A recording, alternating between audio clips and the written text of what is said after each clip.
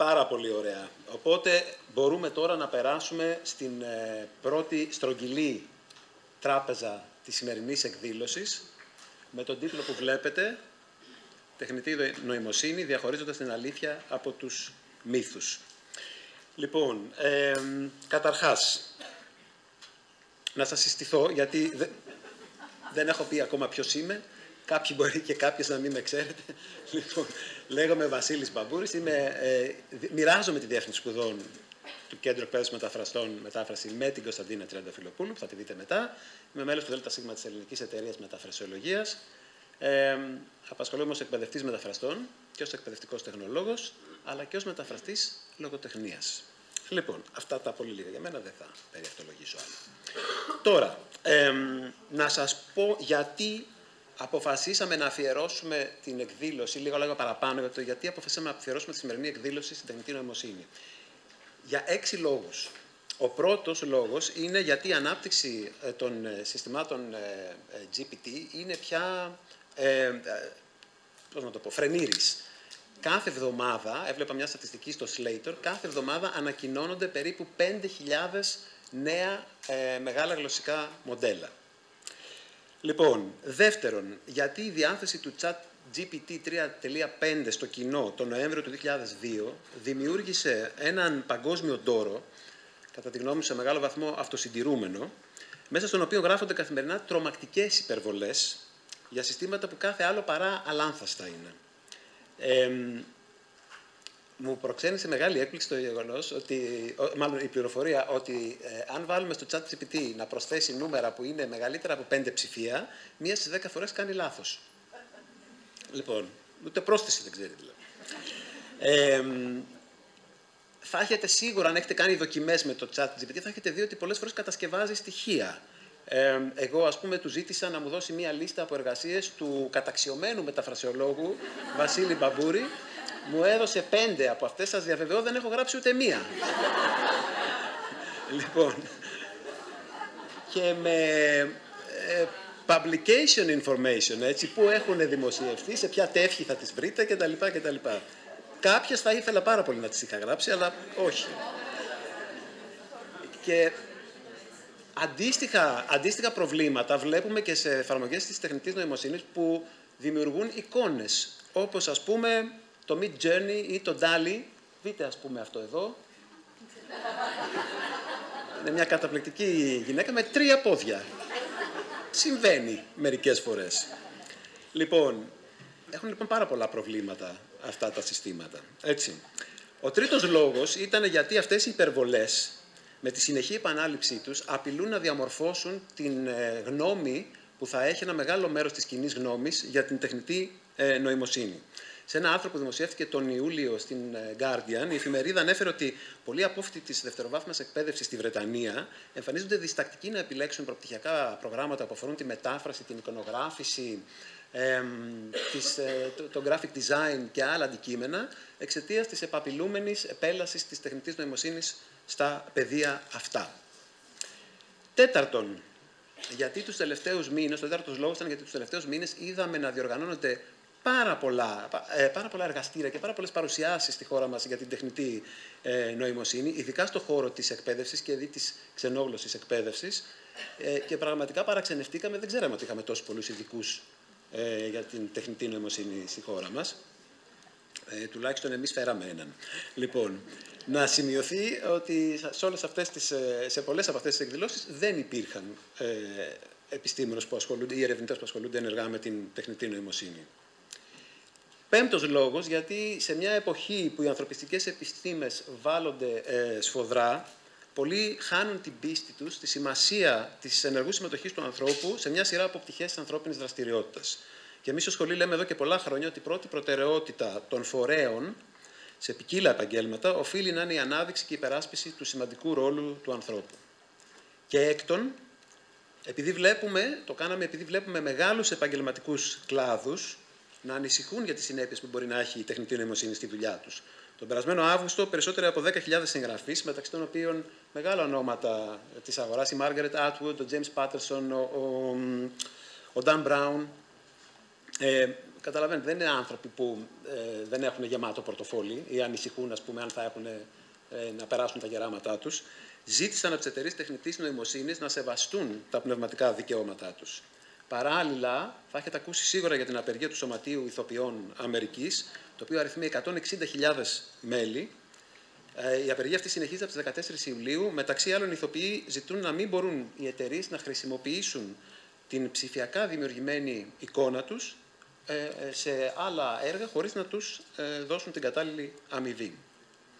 Λοιπόν, τι θέλουμε να πετύχουμε με τη συζήτηση τη σημερινή? Έτσι, είναι 4 στόχοι που έχουμε θέσει με τους ομιλητές μας και με τον Στέλιο και την Τιτίκα, να διαχωρίσουμε την αλήθεια από τους μύθους που γράφονται για την τεχνητή νοημοσύνη, να συζητήσουμε για το πώς πρέπει να σκεφτόμαστε, γιατί πρέπει να σκεφτόμαστε για την τεχνητή νοημοσύνη και όχι να δεχόμαστε ό,τι διαβάζουμε άκρητα, να καταδείξουμε τα ζητήματα που εγείρει η εν πολλοίς αρρύθμιστη χρήση της τεχνητής νοημοσύνης και να αποφανθούμε αν τελικά η τεχνητή νοημοσύνη, εκτός από φίλος μας, γιατί ακούσαμε από τον Θανάση τον Γιαννακόπουλο σε πόσα πολλά πεδία έχουμε τεράστιο όφελος από τη χρήση τεχνητής νοημοσύνης, αλλά εκτός από φίλος μας, μήπως είναι και εχθρός μας. Και βέβαια να δούμε αν μπορεί κανείς να προετοιμαστεί και πώς για τις αλλαγές που έρχονται. Λοιπόν, δεν σκοπεύουμε να σας πούμε ότι η τεχνητή νοημοσύνη είναι δημιούργημα του εξαποδό, ούτε βεβαίως σκοπεύουμε να σας πούμε ότι η τεχνητή νοημοσύνη θα δώσει στα ρομπότ και στις μηχανές την ευκαιρία να σκλαβώσουν, να υποτάξουν την ανθρωπότητα και να την εξοντώσουν εν τέλει, όπως βλέπουμε σε ταινίες επιστημονικής φαντασίας. Θα ακούσατε και από τον Θάνο ότι είναι πολλά τα πεδία στα οποία οι εφαρμογές της τεχνητής νοημοσύνης μας έχουν δώσει σπουδαία αποτελέσματα και κυρίως μένω στο κομμάτι της ιατρικής, όπου σώζουμε πάρα πολλές ζωές. Αλλά η τεχνητή νοημοσύνη είναι κάτι με το οποίο ερχόμαστε καθημερινά σε επαφή. Δεν είναι ανάγκη να είναι κάτι πολύ σπουδαίο. Η τεχνητή νοημοσύνη μπορεί να πει κανείς ότι είναι και ο αλγόριθμος του Netflix ή του Spotify που μας προτείνει τι να δούμε ή να ακούσουμε ανάλογα με τι είχαμε δει ή είχαμε ακούσει στο παρελθόν. Η τεχνητή νοημοσύνη είναι και οι διορθώσεις που κάνει στα κείμενά μας ένα εργαλείο όπως το Grammarly. Λοιπόν, όμως, από τέτοιου είδους αλγόριθμους ή αλγόριθμους που ορίζουν την ροή των αναρτήσεων στο λογαριασμό μας στο Facebook, μέχρι μια τεχνολογία η οποία θα λύσει όλα τα προβλήματα του κόσμου, συμπεριλαμβανομένης και της κλιματικής κρίσης, συγγνώμη, ο δρόμος δεν είναι ακριβώς ένα τσιγάρο δρόμος που λέμε. Εντάξει, είναι ένας δρόμος μακρύς και είναι ένας δρόμος με πολλές κακοτοπιές. Και για να μας βοηθήσουν να εντοπίσουμε αυτές τις κακοτοπιές και να κινηθούμε με μεγαλύτερη ασφάλεια, προσκαλέσαμε ως συνομιλητές δύο πάρα πολύ αγαπημένους συναδέλφους, την Τιτίκα τη Δημητρούλια, καθηγήτρια Θεωρίας και Πράξης Μετάφρασης του ΑΠΗ ΘΗΤΑ, Διευθύντρια του Εργαστηρίου Ψηφιακών Ανθρωπιστικών Επιστημών Ψηφής. Έχει και η ίδια με το εργαστήριό της οργανώσει μια-δυο ημερίδες για την τεχνητή νοημοσύνη πολύ ενδιαφέρουσες και με ανθρώπους που ήξεραν τι έλεγαν, και μεταφράστρια και κριτικός λογοτεχνίας. Και το Στέλιο Πιπερίδη, ερευνητή, υπεύθυνο του Τμήματος Επεξεργασίας Φυσικής Γλώσσας και Γλωσσικών Υποδομών του Ινστιτούτου Επεξεργασίας Λόγου στο Ερευνητικό Κέντρο Αθηνά, το είπα πνευστή αυτό, μπράβο μου, διευθυντή της ερευνητικής δομής Clarin EL και συντονιστή των πλατφορμών ELRC, Share και Language Data Space της Ευρωπαϊκής Επιτροπής. Λοιπόν, μπορείτε να δείτε, δεν έχουν κάνει μόνο αυτά τα πράγματα, μπορείτε να δείτε τα αναλυτικά βιογραφικά τους, το πρόγραμμα που σας έχουμε δώσει. Θα μας έπαιρνε λίγο χρόνο να τα διαβάσουμε στην πλήρη έκτασή τους. Λοιπόν, θα ξεκινήσουμε. Δώστε με ένα λεπτό να πάρω και εγώ τη θέση μου. Ωραία. Για να θέσουμε ένα πλαίσιο, να ζητήσουμε από τον καθήλυν ειδικό, το Στέλιο Πιπερίδη, να μας πει δύο-τρία πράγματα για το τι είναι τεχνητή νοημοσύνη, αν έχει νοημοσύνη τεχνητή νοημοσύνη, τι είναι αυτά τα μεγάλα γλωσσικά μοντέλα που ακούμε και κυρίως αν το AI είναι αυτό που λέει, αυτό το tweet που βρήκα στο X πλέον, που λέει What is AI? A poor choice of words in 1954. Στέλιο. Καλησπέρα σε όλους. Χαίρομαι πάρα πολύ που είμαι εδώ μετά από 7 χρόνια. χρόνια. Κάπου εκείνο. Okay. Ωραία. Και θέλω, πριν ξεκινήσουμε αυτή τη συζήτηση, θέλω να βάλω δύο-τρεις προειδοποιήσεις. Είναι πολύ πιθανό κάποια στιγμή εν τη ρήμη του λόγου να μου φύγουν κάποια αγγλικά. Ζητώ συγγνώμη. Θα κάνω κάθε προσπάθεια να μην συμβεί αυτό. Και το δεύτερο που θέλω να πω είναι ότι χαίρομαι για την προσφώνηση του Βασίλη. Είμαι λίγο αρχαίος εγώ στην τεχνητή νοημοσύνη. Με την έννοια ότι και λόγω, πώς να το πω, ηλικίας, είχα την ευκαιρία να την πετύχω σχεδόν στην αρχή της. Τώρα βέβαια θα δείτε σε λίγο ότι η αρχή της ήταν πριν γεννηθώ, έτσι. Αλλά την πέτυχα σε μία φάση στην οποία και στην Αμερική και στην Ευρώπη, ειδικά στη Μεγάλη Βρετανία, το ενδιαφέρον ήταν πάρα πολύ μεγάλο, το όραμα ήταν πάρα πολύ ζωντανό και πάρα πολύ ισχυρό και αν το θέλετε, οι οικονομικές συνθήκες και ο τρόπος, οι κοινωνικές, πολιτικές και οικονομικές εξελίξεις της εποχής δεν είχαν γίνει τόσο άγριες, να πω τόσο, δεν ξέρω τι επίθετο πρέπει να χρησιμοποιήσω, όσο είναι σήμερα. Να εξηγηθώ λοιπόν για το εξής. Τι είναι η τεχνητή νοημοσύνη? Η τεχνητή νοημοσύνη δεν είναι κάτι το οποίο ήρθε ξαφνικά στις 22 Νοεμβρίου του 2022 όταν βγήκε το ChatGPT, έτσι, ή στις 30 Νοεμβρίου όταν έγινε το public release. Είναι ένας χώρος ο οποίος ανήκει στον κλάδο της πληροφορικής και είχε και έχει, ελπίζω, ως στόχο την σχεδίαση και κατασκευή νοημόνων μηχανών. Τουλάχιστον αυτός ήταν ο ορισμός τον οποίο έδωσε το 1950 ο Τζον Μακάρθι, ένας από τους ανθρώπους στους οποίους οφείλουμε, αν μη τι άλλο, το όραμα για την τεχνητή νοημοσύνη. Άρα, τι ξεκινήσαμε να κάνουμε? Ξεκινήσαμε να φτιάχνουμε, να προσπαθήσουμε να σχεδιάσουμε και να υλοποιήσουμε νοήμονες μηχανές. Κάνοντας αυτό, όπως καταλαβαίνετε, μοιραία, χρησιμοποιώντας την προϋπόθεση, δεν ξέρω αν το μεταφράζω σωστά, είναι αυτό που λέμε presupposition και στη γλωσσολογία, έτσι. Χρησιμοποιώντας ως υπόβαθρο, ως προϋπόθεση το ότι η νοημοσύνη χαρακτηρίζει τον άνθρωπο, έτσι, από όλα τα έμβια όντα, προσπαθούσαμε να δούμε το πώς λειτουργεί αυτό το μοναδικό, τότε λέγαμε μοναδικό εργαλείο, όργανο, το οποίο υπάρχει στο ανθρώπινο σώμα, ο εγκέφαλος. Άρα δύο πράγματα προσπαθούσαμε να κάνουμε. Προσπαθούσαμε να φτιάξουμε μηχανές, αλλά και να εξηγήσουμε με κάποιο τρόπο τι είναι αυτό το οποίο συνιστά νοημοσύνη στον άνθρωπο. Οκ. Όταν ξεκίνησε η τεχνητή νοημοσύνη δεν υπήρχε πεδίο δόξης λαμπρών. Και αυτό το πεδίο δόξης λαμπρών δεν ήταν μόνο για τη γλώσσα. Αφορούσε την όραση, αφορούσε την σχεδίαση βημάτων που πρέπει να ακολουθήσει κάποιος για να πετύχει ένα στόχο, έτσι. Αφορούσε την κατασκευή μικρών, έτσι, ρομπότ, τα οποία θα κάνανε κάποια συγκεκριμένη δουλειά. Για να κάνει όλα αυτά, αντιλαμβάνεστε ότι ή θα γινόταν ένας αυθύπαρκτος επιστημονικός τομέας ή, και σοφά έκαναν οι άνθρωποι τότε, έτσι, δεν περιέγραψαν, δεν θεώρησαν την τεχνητή νοημοσύνη σαν ένα κλάδο σαφώς περιγεγραμμένο μέσα στο χώρο της πληροφορικής, αλλά την άνοιξαν και δημιούργησαν διάβλους επιστημονικής επικοινωνίας με την ψυχολογία, με την ευρωεπιστήμη, με τις επιστήμες μηχανικών και βέβαια με τη φιλοσοφία. Είπα και πριν ότι η τεχνητή νοημοσύνη δεν εστιάστηκε αποκλειστικά στη γλώσσα. Όμως, και νομίζω ότι μπορούμε να πάμε σε μια Όμως υπάρχει ένα πράγμα εντυπωσιακό. Ενώ δεν εστιάστηκε στην γλώσσα, ενώ μας ενδιαφέρει πάρα πολύ η υπολογιστική όραση, μας ενδιαφέρει πάρα πολύ πώς να το πω, ο υπολογιστικός σχεδιασμός βημάτων, έτσι ώστε ένα drone να μπορεί να παραδίδει στο βέλτιστο χρόνο, έτσι, και με το μικρότερο δυνατό κόστος σήμερα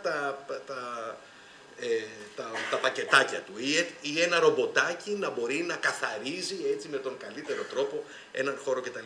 Υπάρχει όμως για μένα, τουλάχιστον, και δεν ξέρω αν είναι εγωιστικό, δεν νομίζω ότι είναι εγωιστικό, είναι αρκετά αντικειμενικό, η εξής παρατήρηση. Το πρώτο πράγμα το οποίο θεωρήσαμε ότι είναι ερώτημα το οποίο τίθεται στην τεχνητή νοημοσύνη είναι αυτό το οποίο έθεσε ο Άλαν Τιούρινγκ το 1950, ο οποίος έλεγε, έτσι, θα χαρακτηρίσω μία μηχανή έξυπνη, θα της προσδώσω ανθρώπινη νοημοσύνη, εάν ένας παρατηρητής, ο οποίος θέτει ερωτήματα, τα ίδια ερωτήματα, σε μία μηχανή και σε έναν άνθρωπο, δεν θα μπορεί να διακρίνει από πού έρχεται η απάντηση. Έτσι. Να έχουμε δηλαδή απαντήσεις και από μηχανές και από ανθρώπους, έτσι, οι οποίες να είναι το ίδιο αποδεκτές, το ίδιο ορθές. Αυτά το 1950, έτσι, από το πρώτο ερώτημα. Και πάμε λοιπόν στην έκρηξη του 2022, έτσι, με το ChatGPT. Η γλώσσα τότε, η γλώσσα και σήμερα. Και νομίζω ότι αν δεν υπήρχε το ChatGPT, δεν ξέρω πόσο μεγάλος θα ήταν ο ντόρος. Θα υπήρχε το BARD λίγο αργότερα. Θα υπήρχε, ναι, ακριβώς. Εάν πάμε τώρα στην επόμενη, μάλλον πριν πάμε στην επόμενη διαφάνεια, Βασίλη, να πούμε το εξής. Από το 1950 στο 2022, σε αυτά τα 72 χρόνια, σίγουρα δεν ήταν ένα τσιγάρο δρόμος, έτσι, και σίγουρα δεν ήταν και ένα τσιγάρο δρόμος μεθοδολογικά. Και πάμε στην επόμενη διαφάνεια για να δούμε το εξής. Οι άνθρωποι συνήθως, και στην επιστήμη το κάνουμε κατά κόρον, έτσι, για να μπορούμε να κατανοήσουμε το τι γίνεται, προσπαθούμε να κατηγοριοποιήσουμε τα πράγματα. Αν λοιπόν μου βάζετε ένα μαχαίρι, ένα πιστόλι στον κρόταφο και μου λέγατε, πες μου 2 βασικές περιόδους της τεχνητής νοημοσύνης, του τρόπου με τον οποίο προσπάθησε η επιστημονική κοινότητα να πετύχει την κατασκευή νοημόνων μηχανών και να εξηγήσει το πώς λειτουργεί ο ανθρώπινος εγκέφαλος, νομίζω ότι θα έλεγα 2 πράγματα. Η πρώτη περίοδος, που είναι αυτό που βλέπετε αριστερά, που λέει ότι είναι ένα συμβολικό μήλο, έτσι, η οποία είναι μια περίοδος που θυμίζει λίγο παλιά καλή αναλυτική φιλοσοφία. Και πραγματικά επηρεάστηκε, κατά τη δική μου γνώμη, έτσι, επηρεάστηκε πάρα πολύ σημαντικά από την παλιά αναλυτική, έτσι, ρασιοναλιστική φιλοσοφία. Διήρκεσε περίπου 30-35 χρόνια και εγώ την πέτυχα, αν το θέλετε, τη στιγμή που έδινε κάπως τα πρώτα της αποτελέσματα. Έτσι, αλλά τα αποτελέσματα ήταν φτωχά. Και υπάρχει λόγος που ήταν φτωχά. Θα τον δούμε όμως λίγο μετά τον λόγο που ήταν φτωχά. Πάμε να δούμε τώρα μετά τι έγινε. Λέγανε ότι, κοίταξε να δεις, αυτή η αναπαράσταση που βλέπεις αριστερά είναι κάτι που ενδεχομένως να μπορείς να το πετύχεις και με πολύ απλό τρόπο, με πολύ πιο απλό τρόπο. Ενώ εδώ απαιτείται σκέψη, ανάλυση και προδιαγραφές και σχεδίαση και εξειδίκευση κτλ. Από την άλλη μεριά θα μπορούσα να έχω ένα μήλο το οποίο το παρατηρώ, έτσι, και παρατηρώ και καταγράφω τις αλληλεπιδράσεις του μήλου ως λέξη με άλλες λέξεις, ως αντικείμενο με άλλα αντικείμενα. Ωραία. Και έτσι έρχεται αυτή η connectionist προσέγγιση, δεν ξέρω ποιος είναι ο όρος. Συνδετική. Αλήθεια. Συνδετική. Η συνδετική προσέγγιση, δεν μου αρέσει καθόλου. Τέλος πάντων, νομίζω ότι... Αλλά δεν το έβγαλε η Τιτίκα. Όχι, ναι, πάντως δεν. Ναι, okay.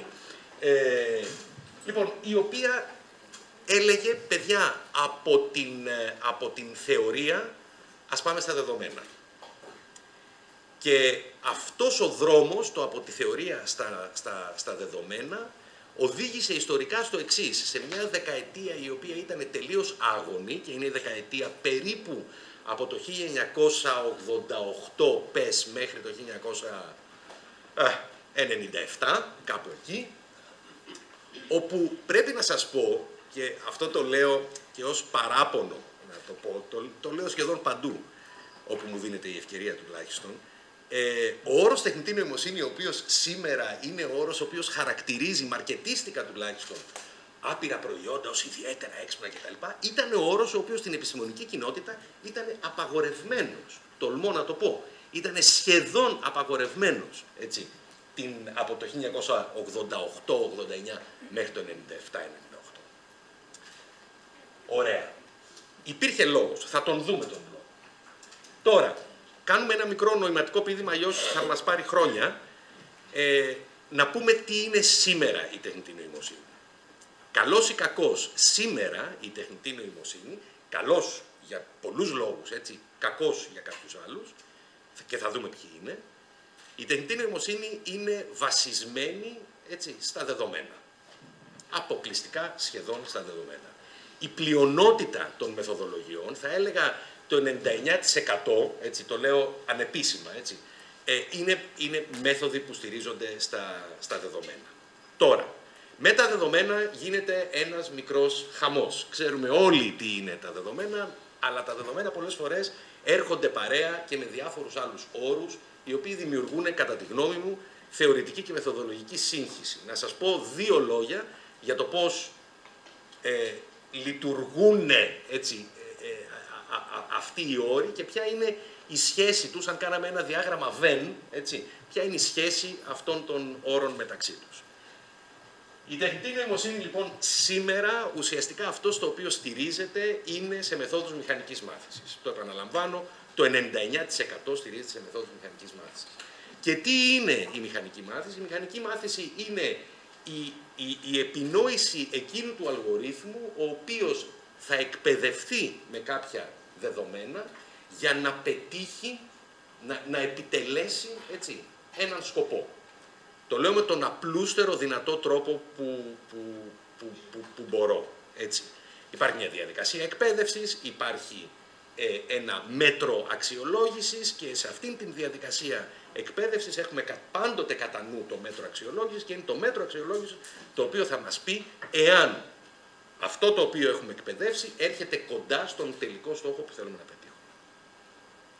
Και αυτό είναι το machine learning, η μηχανική μάθηση. Και στη μηχανική μάθηση υπάρχουν χιλιάδες διαφορετικοί τρόποι με τους οποίους μπορούμε να εκπαιδεύσουμε μηχανές να μάθουν, έτσι, από τα δεδομένα, να κάνουν μια συγκεκριμένη δουλειά. Να πω ένα απλό παράδειγμα.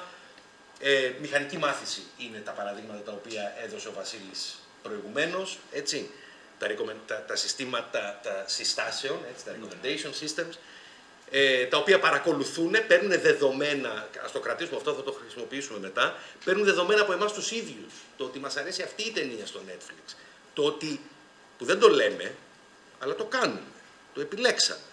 Η επιλογή αυτή καταγράφεται. Και μετά μας αρέσει και μία άλλη, μα και αυτή καταγράφεται. Και σιγά σιγά φτιάχνει το προφίλ μας. Okay. Και άλλοι και πολύ πιο απλοί, έτσι. Ή όλα αυτά τα οποία ακούμε περί ανάλυση συναισθήματος, εξαγωγή γνώμης, έτσι, κτλ. Όλα αυτά στηρίζονται σε τεχνολογίες μηχανικής μάθησης. Τώρα, οι τεχνολογίες μηχανικής μάθησης πολλές φορές απαιτούν, τις περισσότερες τουλάχιστον, μέχρι το πρόσφατο παρελθόν, απαιτούσαν το εξής. Απαιτούσαν την εμπλοκή ανθρώπου. Το λέω γιατί το ανέφερε και ο κύριος Γιαννακόπουλος. Απαιτούσαν την εμπλοκή ανθρώπου. Όλα τα συστήματα τα οποία πηγαίνουν και κάνουν ταξινόμηση συναισθημάτων, έτσι, εξαγωγή συναισθημάτων από κείμενα, για παράδειγμα, στηρίζονται σε μοντέλα τα οποία έχουν εκπαιδευτεί πάνω σε δεδομένα τα οποία τα έχει επισημειώσει άνθρωπος. Και λέει, κοίταξε να δεις, όταν λέει ότι το κινητό αυτό είναι καταπληκτικό, είναι θετικό. Η οθόνη του είναι εξαιρετική, αλλά η μπαταρία δεν είναι και πάρα πολύ καλή. Αρνητικό. Okay. Μαζεύεις λοιπόν όλο αυτού του τύπου τα δεδομένα και φτιάχνεις το μοντέλο το οποίο στο τέλος, έτσι, θα βοηθήσει να κάνουμε αυτόματα την ταξινόμηση συναισθήματος. Το deep learning είναι μια κατηγορία του machine learning, έτσι, η βαθιά μάθηση είναι μια κατηγορία της μηχανικής μάθησης, η οποία είναι στενά συνδεδεμένη με αυτό που λέμε νευρονικά δίκτυα. Που τα νευρονικά δίκτυα, φανταστείτε τα πάρα πολύ απλά, έτσι, ένα νευρονικό δίκτυο είναι ένα κύκλωμα νευρώνων. Οι νευρώνες μπορεί να είναι φυσικοί, μπορεί να είναι τεχνητοί. Έτσι. Έχουν μια πολυπλοκότητα, αλλά αυτό το οποίο κάνουν είναι ότι παίρνουν μια είσοδο, την αναλύουν σε πολύ απλά χαρακτηριστικά και αυτά τα απλά χαρακτηριστικά αμέσως μετά σε ψηλότερης τάξης, ας πούμε, χαρακτηριστικά, μέχρι να μπορεί να εξαχθεί η λύση, έτσι, η τελική λύση. Έχω βάλει εκεί επίτηδες στο data science και το έχω βάλει επίτηδες για τον εξής λόγο. Διότι είναι μια χαρά το artificial intelligence, το οποίο στηρίζεται σε μεθοδολογίες machine learning, υποκατηγορία των οποίων είναι οι μέθοδοι βαθιάς μάθησης, αλλά όλα αυτά απαιτούν τεράστιους όγκους δεδομένων. Είμαι σίγουρος ότι ο Βασίλης θα ρωτήσει αμέσως μετά, μα καλά αυτό το ChatGPT σε τι έχει εκπαιδευτεί? Έχει εκπαιδευτεί σε τόνους δεδομένων, έτσι. Όταν λέω τόνους δεδομένων, που το λέμε στην καθομιλουμένη, έτσι, αν πηγαίνουμε να το μετρήσουμε, είναι κάποια 3 εκατομμύρια, έτσι, μερικά 3 εκατομμύρια λέξεις, έτσι. Τις οποίες λέξεις κάνουμε κάτι άλλο. Okay. Χρειαζόμαστε λοιπόν το data science γιατί? Διότι πρέπει να αποθηκεύσουμε τα δεδομένα αυτά, πρέπει να τα επεξεργαστούμε με κάποιο τρόπο πριν πάμε να τα δώσουμε ως είσοδο, έτσι, σε ένα νευρονικό δίκτυο. Τώρα, με ένα νοηματικό πείδημα στις πολύ δύσκολες ερωτήσεις που θεωρώ ότι είναι αυτές που έκανε ο Βασίλης, που λέει είναι τελικά νοημοσύνη. Κατά τη γνώμη μου, είναι μηχανική νοημοσύνη, έτσι, είναι, πώς να το πω, έτσι, μια έξυπνη διαδικασία, έτσι, η οποία απέχει παρασάγκας από την ανθρώπινη νοημοσύνη. Αλλά υποθέτω ότι αυτά θα τα συζητήσουμε και μετά. Πιο κοντά σε εφαρμοσμένη στατιστική. Αν είναι πιο κοντά σε εφαρμοσμένη στατιστική. Τα στατιστικά μοντέλα είναι τα απλούστερα μοντέλα μηχανικής μάθησης που μπορούμε να σκεφτούμε. Έτσι. Τα απλούστερα μοντέλα μηχανικής μάθησης. Έτσι, ένα μπαϊσιανό μοντέλο είναι, έτσι, μπορεί να είναι, έτσι, ένα μοντέλο μηχανικής μάθησης. Εδώ μιλάμε για λίγο πιο έξυπνες τεχνολογίες και για πιο έξυπνα μοντέλα, τα οποία όμως απαιτούν 3 πράγματα. Απαιτούν μεγάλο όγκο, ισχυρούς αλγορίθμους και πάρα πολύ ισχυρή υπολογιστική ισχύ. Μάλιστα. Έτσι. Ωραία, από όλα αυτά κρατάω τελικώς ότι ο όρος Artificial Intelligence ήταν poor choice of words, αλλά ήταν και πολύ καλή κίνηση marketing το 1954. Το 1950, λες. 54 έλεγε. Ναι. Οκ, τέλεια. Πολύ ωραία εισαγωγή, ευχαριστούμε πολύ. Τι πήγα να περάσω σε σένα. Λοιπόν, είναι πιθανό να ξέρετε το Melvin Kranzberg, είναι ένας ιστορικός της τεχνολογίας, ο οποίος έγραψε τους 6 νόμους της τεχνολογίας. Ο πρώτος νόμος της τεχνολογίας λέει μια τεχνολογία δεν είναι ούτε θετική ούτε αρνητική, αλλά δεν είναι και ουδέτερη. Λοιπόν, είμαι σίγουρος ότι αν ρωτήσω αν η τεχνητή νοημοσύνη έχει μια αρνητική πλευρά, το έχετε ήδη καταλάβει. Εντάξει. Θέλω όμως να δώσω το λόγο στην Τιτίκα για να μας πει ποιοι κίνδυνοι και ποια προβλήματα προκύπτουν, κατά τη γνώμη της, επιγραμματικά, γιατί έχουμε και πολλές ερωτήσεις, λοιπόν, από τη χρήση της τεχνητής νοημοσύνης. Τιτίκα. Καλησπέρα. Άνοιξε Άμα δεν τα ανοίξω, ναι. Καλησπέρα και από μένα. Χαίρομαι και εγώ πολύ που είμαι εδώ πάλι μαζί σας για να συζητήσουμε αυτό το όντως καυτό ζήτημα της τεχνητής νοημοσύνης. Εγώ θέλω να ξεκινήσω από αυτό που ήδη είπε ο Στέλιος και είναι μια μεγάλη συζήτηση που την κάναμε όταν προσπαθούσαμε με λύπη οι ειδικοί κυρίως να εξηγήσουν γιατί δεν πετυχαίνει η τεχνητή νοημοσύνη. Τώρα την κάνουμε για να εξηγήσουμε γιατί πετυχαίνει. Και στη μία και στην άλλη περίπτωση η απάντηση δεν υπάρχει. Ούτε δηλαδή γιατί δεν πετύχαινε, ούτε γιατί πετυχαίνει. Λοιπόν, θα το πω αυτό, τι εννοώ. Ένα μεγάλο πρόβλημα με την τεχνητή νοημοσύνη είναι ο στόχος της. Και από εκεί ξεκινάνε πάρα πολλά κακά. Δηλαδή η τεχνητή νοημοσύνη, είτε για λόγους επιστημονικής περιέργειας, είτε και για άλλους λόγους που μπορεί κανείς να φανταστεί σήμερα πια, όχι όταν ξεκινούσε, τι μπορεί να υποστηρίξει, ποιον μπορεί να βοηθήσει μία πανίσχυρη τεχνητή νοημοσύνη, βάζει ως στόχο την προσομοίωση της ανθρώπινης νοημοσύνης. Και ξεχνάει ότι μέχρι και το 2023 δεν έχουμε ιδέα τι είναι η ανθρώπινη νοημοσύνη. Τι μελετάμε από εδώ, τι μελετάμε από εκεί, τι πιάνουμε από εδώ, τι πιάνουμε από εκεί, πάντως δεν την έχουμε κατανοήσει. Άρα είναι πάρα πολύ ωραίος ο στόχος για κάτι που δεν ξέρεις τι είναι, να θες να το αναπαραγάγεις εσύ. Λοιπόν, απ' την άλλη, αυτή η συζήτηση είναι πάρα πολύ παλιά. Δηλαδή, εγώ πραγματικά θα ξεκίναγα, και είναι και πολύ πιο ωραίο στη μυθολογία, από τον Ήφαιστο, που δεν προσπαθούσε να κάνει έξυπνες θεραπενίδες, αλλά να περπατάνε, να του κάνουν τις δουλειές. Τον Τάλο δεν προσπάθησε να τον κάνει πανέξυπνο, αλλά την Κρήτη τη φύλαγε. Λοιπόν, και από όλη τη συζήτηση που συνεχίστηκε πολύ μετά την αναγέννηση, όπου από τον Καρτέσιο και μετά μπαίνει ένα ζήτημα που θα μου πείτε, μα τι μας νοιάζει τώρα εμάς, αλλά μας νοιάζει πάρα πολύ. Τι σημαίνει η νοημοσύνη μέσα στα έμβια όντα. Και ο Καρτέσιος είχε ξεκινήσει ότι τα ζώα είναι μηχανές, ο Λαμετρή το πήρε μετά και ο άνθρωπος είναι μηχανή, και είναι πολύ σημαντικό αυτό το βιβλίο, «Άνθρωπος μηχανή», γιατί ακριβώς είναι σαν να συζητάει όλα τα σημερινά για την τεχνητή νοημοσύνη, γιατί ο άνθρωπος έχει μεγαλύτερη νοημοσύνη από τα ζώα, τι σχέση έχει το μέγεθος του εγκεφάλου, τι σχέση έχει αλληλεπίδραση με το περιβάλλον κτλ. Και πάει λέγοντας. Άρα, όπως όλα τα πράγματα, έρχεται μια στιγμή που συζητάμε και οι τεχνικές εξελίξεις μας επιτρέπουν και να υλοποιούμε κάποιες από τις μεγάλες μας επιθυμίες. Σήμερα όμως έχουμε φτάσει να αναπτύσσουμε συστήματα γενικής τεχνητής νοημοσύνης, εκτός από τα ειδικά που ήδη έχουν αναφερθεί, με αυτό το ερωτηματικό σε τι ανταποκρίνονται σε σχέση με την ίδια την έννοια της νοημοσύνης. Αυτό το πράγμα, αυτό το γεγονός δημιουργεί μηχανές οι οποίες δεν μπορούν να ερμηνευτούν ούτε καν από τους ίδιους τους δημιουργούς τους. Δηλαδή, ξεκίνησε ένα κύμα διαμαρτυριών από τους ίδιους τους πρωτεργάτες της τεχνητής νοημοσύνης, ότι αμάν ξέφυγε, αμάν είναι επικίνδυνο και αμάν δεν καταλαβαίνουμε τι γίνεται μέσα στο black box από ένα σημείο και έπειτα. Και είχαμε επιστολές, το Future of Life Foundation με 50.000 πολύ γνωστούς επιστήμονες σε αυτό το χώρο, και ένας από αυτούς, ο Γκάρι Μάρκους, ο οποίος δούλεψε πολύ σε αυτή τη σύνδεση με τη γνωσιακή επιστήμη στην τεχνητή νοημοσύνη, και έχει εκφράσει πάρα πολλές επιφυλάξεις, περιγράφει τα μεγάλα γλωσσικά συστήματα ως ταύρους σε ιαλοπολείο, πανίσχυρους απερίσκεπτους και αδύνατον να ελεγχθούν. Άρα εντάξει, μπορούμε να κοιμόμαστε ήσυχοι. Αν το λέει δηλαδή άνθρωπος ο οποίος δούλεψε με αυτά τα συστήματα.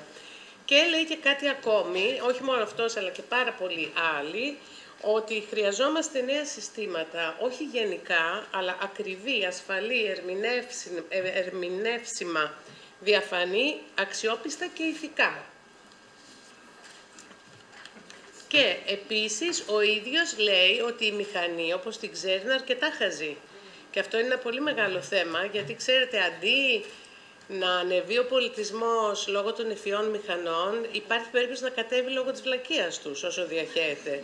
Αυτό είναι πολύ μεγάλο ζήτημα, πιο σημαντικό από ό,τι τώρα ακούγεται. Λοιπόν, και ότι δεν φοβάται τις μηχανές, αλλά τους ανθρώπους. Και έχει απόλυτο δίκιο. Και εδώ ερχόμαστε στον πρώτο νόμο της τεχνολογίας, σε πάση περιπτώσει. Για να θυμηθούμε ότι και η ίδια η τεχνολογία είναι πολύ πρόσφατη, ως έννοια, και η εμφάνισή της σχετίζεται με πολύ συγκεκριμένες περιστάσεις, δηλαδή αναπτύσσεται στη βιομηχανική επανάσταση και συνδέεται με μια αντίληψη που λέει ότι η τεχνολογία είναι καθοριστικός παράγοντας εξέλιξης των κοινωνιών, τεχνολογικός δετερμινισμός. Εάν η τεχνολογία πάει μπροστά της κοινωνίας, τι συγκαλύπτεται και δεν πειράζει και είμαστε όλοι ευτυχείς, ποιοι όλοι το βλέπουμε, οι εργαζόμενοι, οι παραγωγικές σχέσεις, αφού η τεχνολογία το κάνει αυτό.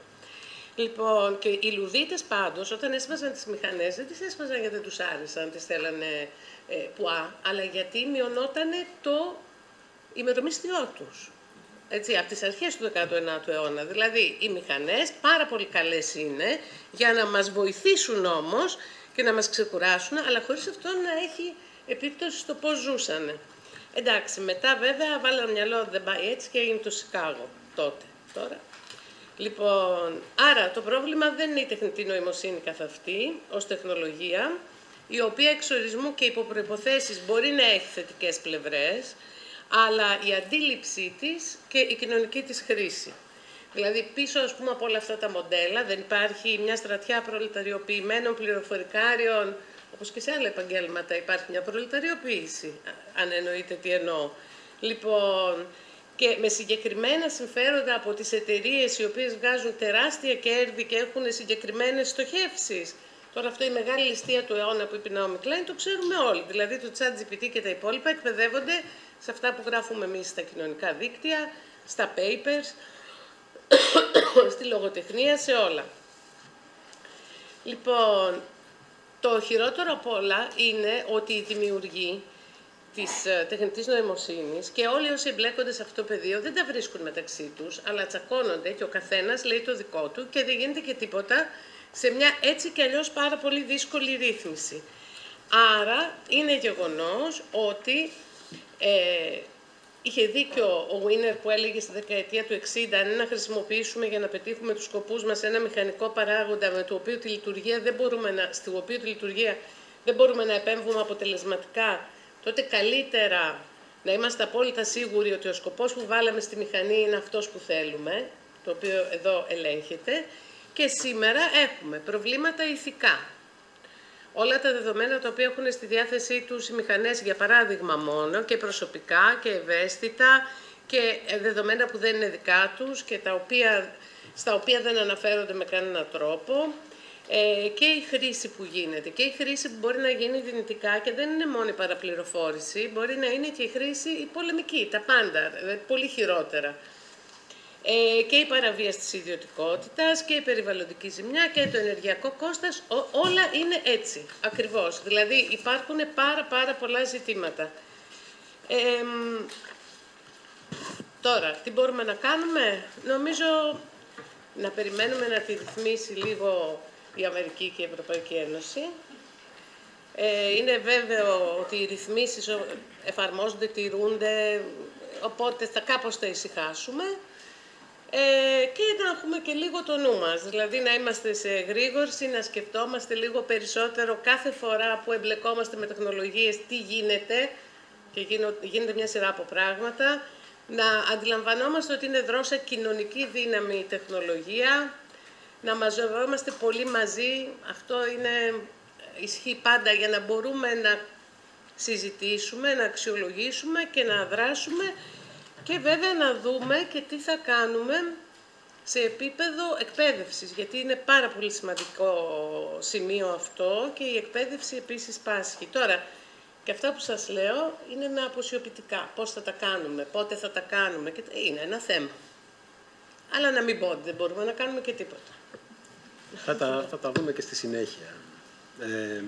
Αν με βοηθάς λίγο και με τις διαφάνειές σου, γιατί τώρα με ξέχασα τους λουδίτες. Είναι πάρα πολύ ωραίο και είναι μια φάρμα εδώ, οι εργάτες γης, γιατί χρησιμοποιούσαν μυστικές μηχανές. Για αυτό που σας έλεγα ότι οι λουδίτες δεν είχαν κανένα θέμα να τους άρεσαν οι μηχανές. Αλλά και αυτό είναι οι επιστήμονες της τεχνητής νοημοσύνης. Οι οποίοι ασχολούνται με την τρυπούλα στη βάρκα. Μάλιστα. Πολύ ωραία. Κάποια από αυτά που είπες μου θύμισαν αυτό που έχει γράψει ο Ted Chiang, ένας συγγραφέας επιστημονικής φαντασίας που γράφει μερικά πολύ ωραία άρθρα για την τεχνητή νοημοσύνη, που λέει αντί να βάλουμε την τεχνητή νοημοσύνη να κάνει τη ζωή μας καλύτερη, προσπαθούμε να κάνουμε, λέει, society machine readable στην ουσία. Έτσι. Λοιπόν, ωραία. Πάμε σε ένα άλλο ερώτημα. Κάνοντας έτσι μια έρευνα για αυτή την σημερινή συζήτηση, έπεσα στο εξής, σε έναν ερευνητή του Ινστιτούτου του Μέλλοντος της Ανθρωπότητας, στο Πανεπιστήμιο της Οξφόρδης, τον Stuart Armstrong, ο οποίος τι έκανε? Μελέτησε 250 προβλέψεις για το μέλλον της τεχνητής νοημοσύνης και κατέληξε σε δύο ενδιαφέροντα συμπεράσματα.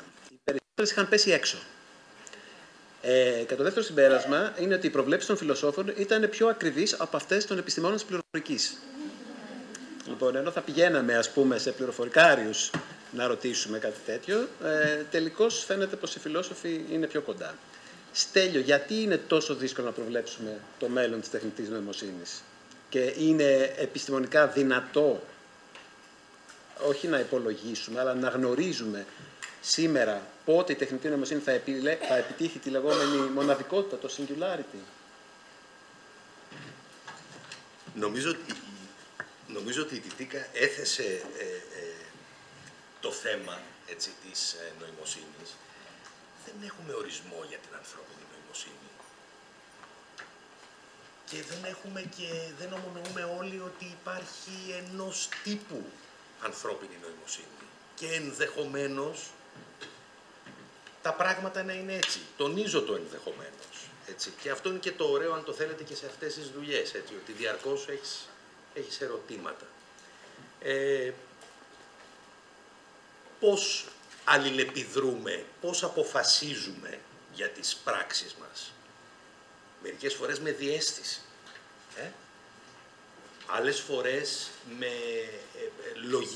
με λογικά, έτσι, βήματα τα οποία στηρίζονται ή θα μπορούσαν να αναπαρασταθούν, έτσι, με μαθηματική λογική. Έτσι. Γι' αυτό προσπαθούσαμε να κάνουμε και στην πρώτη περίοδο της τεχνητής νοημοσύνης. Άρα, για να απαντήσει κανείς για το πότε η τεχνητή νοημοσύνη θα ξεπεράσει την ανθρώπινη νοημοσύνη, νομίζω ότι θα ήταν πάρα πολύ παρακινδυνευμένο να το κάνει επιστημονικά. Μπορεί να το κάνει, έτσι, λίγο πιο χαλαρά. Και να πω το εξής. Τουλάχιστον η τεχνητή νοημοσύνη που έχουμε σήμερα, έτσι, και διάβαζα κάτι στο New Yorker προημερών, που αφορούσε την τεχνητή νοημοσύνη και αφορούσε την συσσόρευση, έτσι, του μεγάλου διανοητικού χρέους, έτσι, the accumulation of the big intellectual debt, σύμφωνα με τον New Yorker. Και κάπου έλεγε το εξής καταπληκτικό. Λέει, μα οι μηχανές, they do not think in the colloquial sense of the word, they answer. Έτσι. Και είναι αυτό. Δηλαδή, σκεφτείτε ότι αυτή τη στιγμή έχουμε μηχανές, οι οποίες, όλες σχεδόν οι μηχανές που έχουμε φτιάξει, όλα τα μοντέλα, τα 5.000, τα 15.000, έτσι, ανεξαρτήτως σχεδόν από τον όγκο των δεδομένων στα οποία έχουν εκπαιδευτεί, υποφέρουν από ένα πράγμα για το οποίο υπάρχει και ένα πολύ πρόσφατο, τέλος πάντων, paper, μια επιστημονική ανακοίνωση, που είναι το λεγόμενο reversal curse. Και τι είναι το reversal curse? Το reversal curse είναι το εξής. Μπορείς να ρωτήσεις πιθανότατα ένα LLM, που είναι ένα νευρονικό δίκτυο, έτσι. Ένα LLM είναι ένα νευρονικό δίκτυο, έτσι, το οποίο ουσιαστικά στηρίζεται σε βαθιά μάθηση. Και να σου απαντήσει ότι ο Στέφανος Κασελάκης είναι ο δεύτερος πρόεδρος του ΣΥΡΙΖΑ. Okay. Ο Στέφανος Κασελάκης είναι, έτσι, ο Α είναι Β. Εάν τον ρωτήσεις όμως ποιος είναι ο δεύτερος πρόεδρος του ΣΥΡΙΖΑ, δεν είναι καθόλου βέβαιο ότι η απάντηση θα είναι ο Στέφανος Κασελάκης. Δεν είναι. Ο Τσίπρας και ο Κασελάκης δεν είναι. Remains to be seen. Remains to be seen. Ναι, τυπικά βεβαίως. Ρε παιδιά, μα τι συζητάμε, για το όνομα του. Είμαστε, θα βγούμε.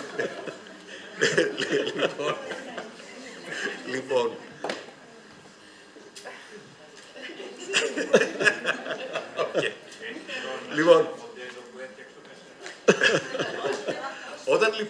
όταν λοιπόν έχουμε, δεν μπορούμε να χειριστούμε, έτσι, δεν μπορούμε να μάθουμε από το A is B, να μάθουμε το B is A, έτσι, έχουμε πρόβλημα. Okay. Είναι το αντίστοιχο πρόβλημα, δεν κομίζω κλάφκανης Αθήνας, αυτό που είπε προηγουμένως ο Βασίλης, έτσι, είναι τα προβλήματα των αριθμητικών γνώσεων.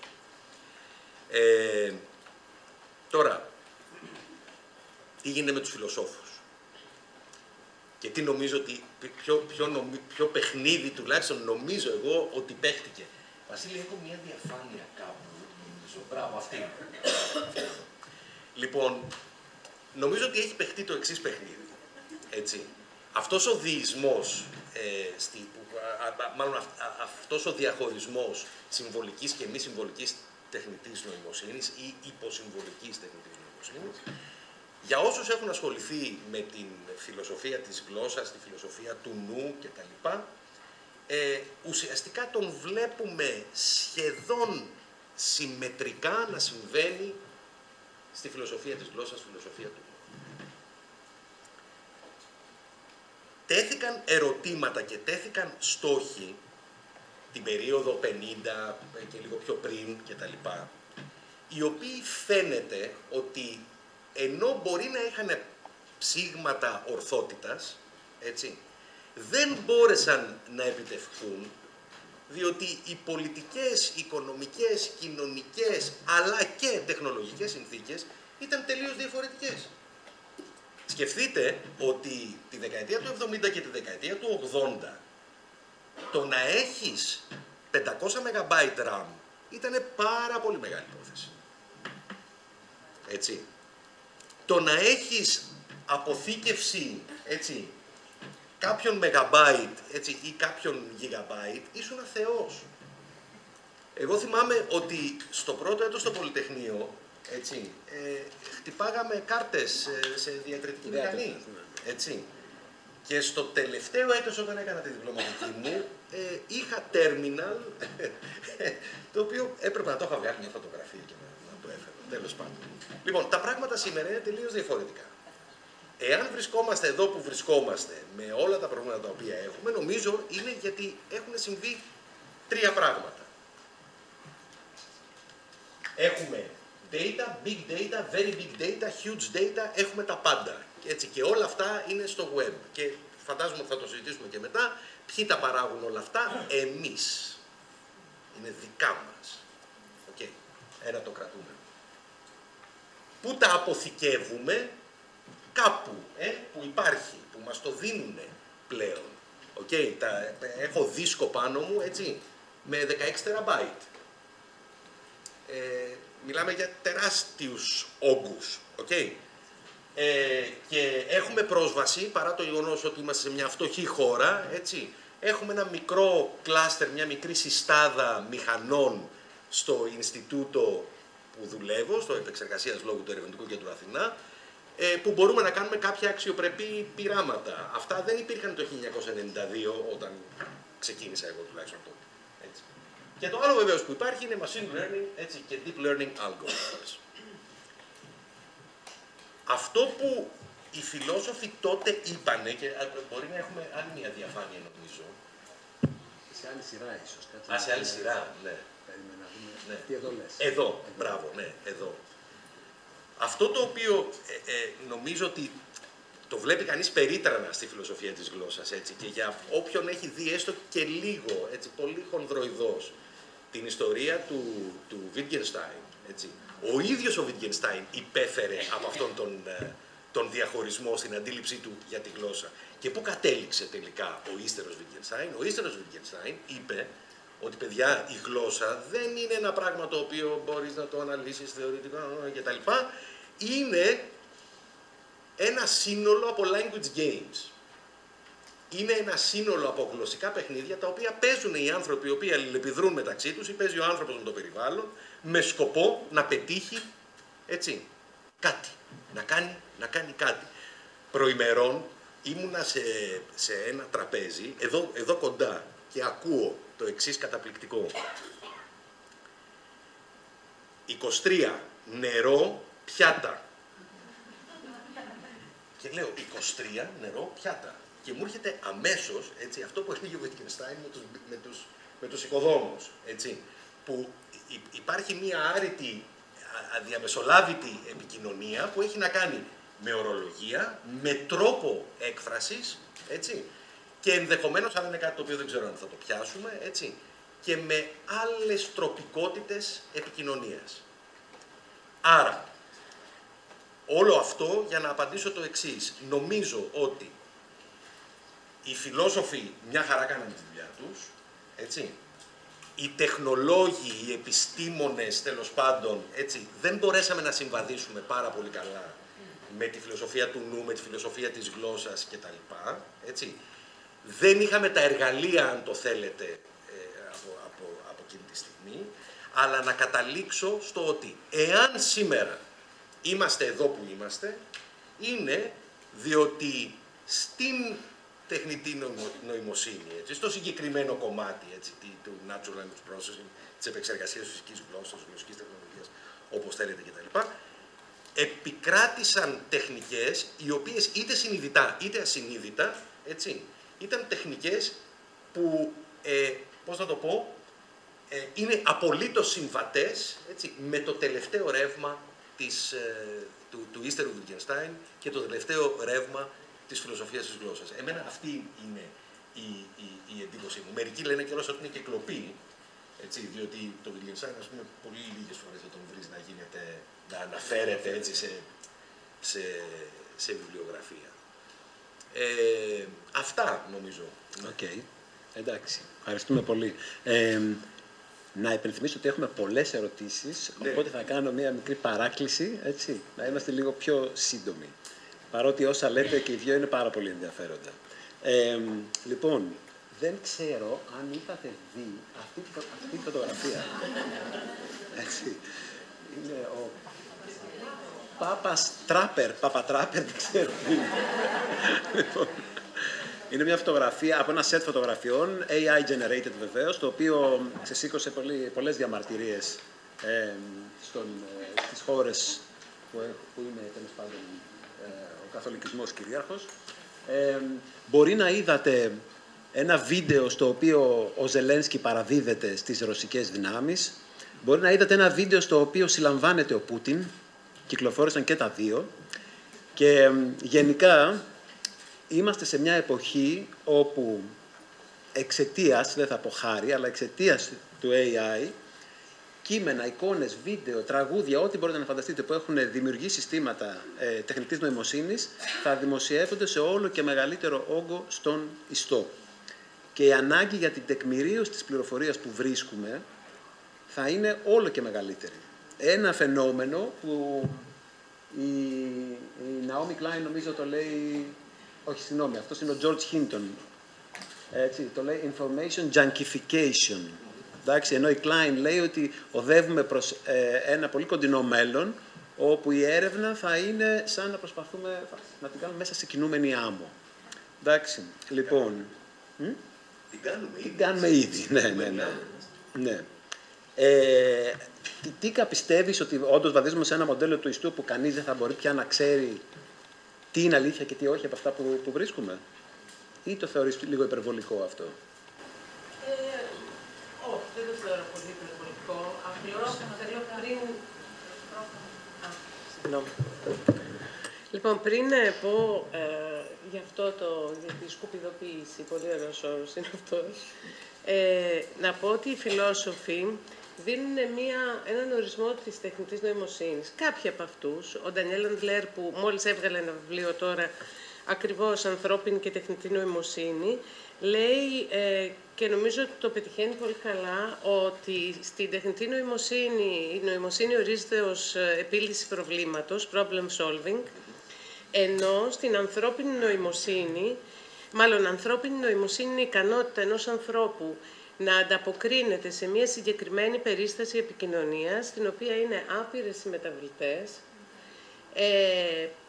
μη προκαθορισμένες, περιορίζοντας πρώτα αυτές τις μεταβλητές και οργανώνοντάς τες, ώστε να ορίσει το πρόβλημα, του οποίου οι μεταβλητές μπορεί να είναι, ακόμη και όταν δεν είναι γνωστές, προκαθορισμένες, δηλαδή και φτάνει τελικά στο πρόβλημα, αλλά αυτό το οποίο δεν ξέρουμε είναι πώς οργανώνει όλο το σύστημα σε μια περίσταση επικοινωνίας και έτσι προχωράει στο να ορίσει το πρόβλημα και να καθορίσει και τη λύση. Και αυτό όντως είναι μια διαφορά σε σχέση με την...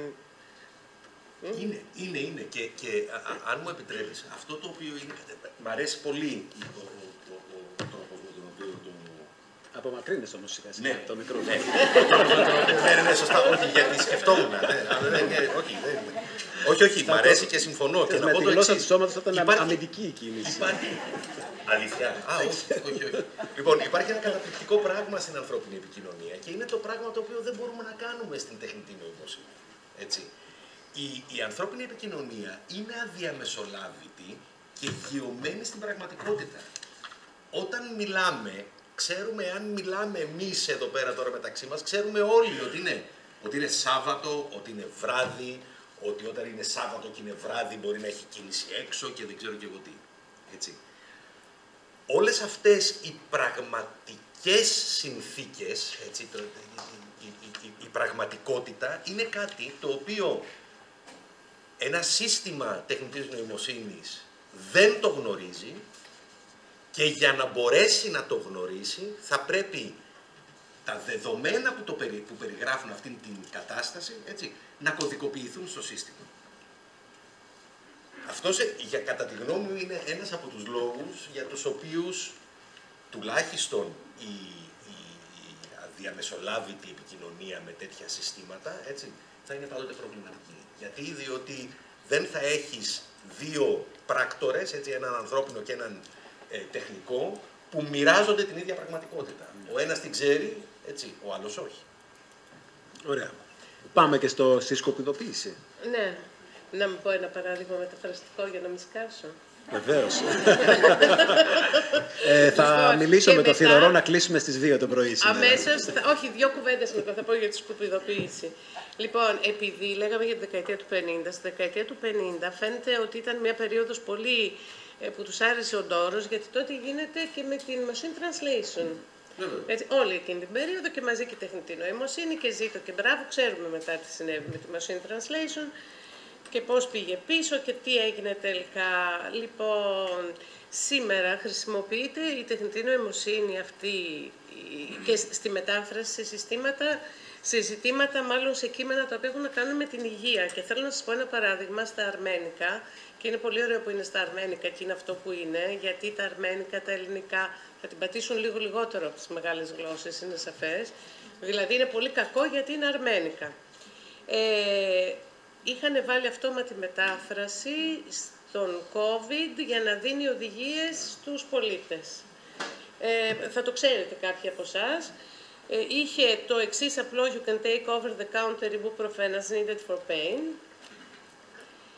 Και στα αρμένικα το μεταφράσανε, μπορείτε να λαμβάνετε όσα αντιαρματικά βλήματα χρειάζεστε για το πόνο. Νομίζω και με το πρώτο αντιαρματικό βλήμα τελειώνει ο πόνος.